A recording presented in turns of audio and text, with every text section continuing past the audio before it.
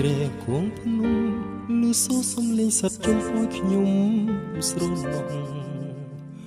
ធម្មជាតិទាំងឡាយស្វិតក្រៀមក្រហាក់ស្ដាយអាល័យអាឡូរូបស្រី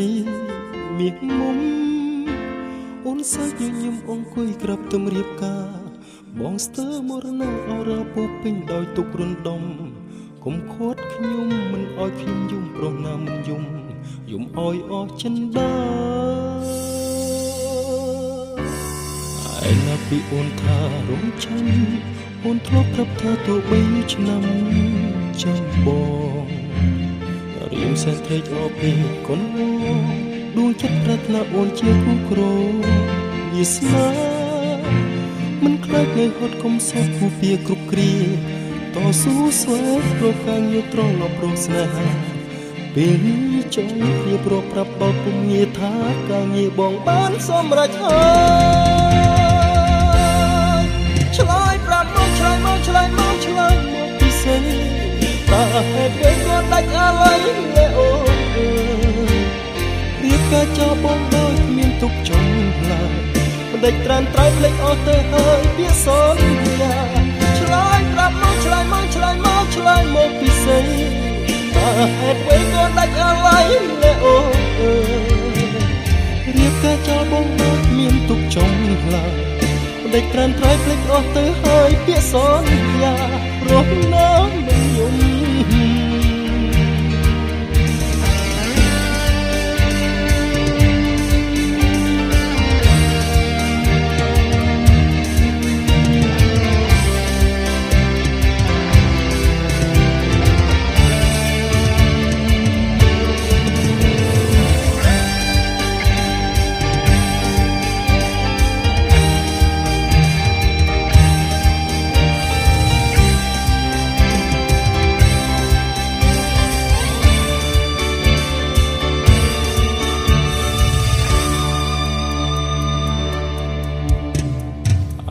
ពីអូនថារងចាំ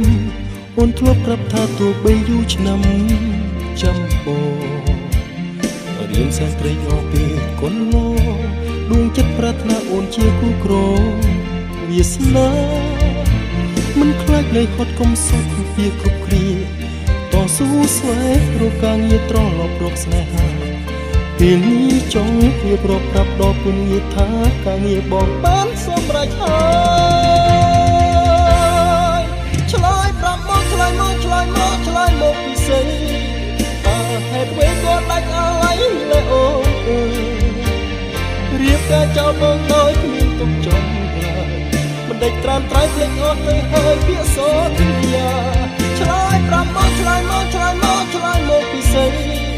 តើហេតុអ្វីក៏ដាច់អាឡ័យលែអូរៀបការចោលបងដោយគ្មានទុកចង់ឡើយមិនដេចត្រានត្រៃភ្លេចអស់ទៅហើយពាក្យសន្យារស់នៅមិនយំ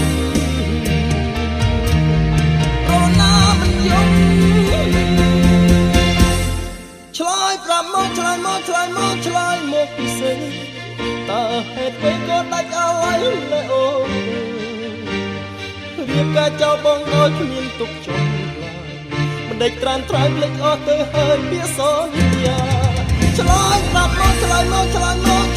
ពិសេសតើហេតុអ្វីក៏ដាច់អាឡ័យលែអូ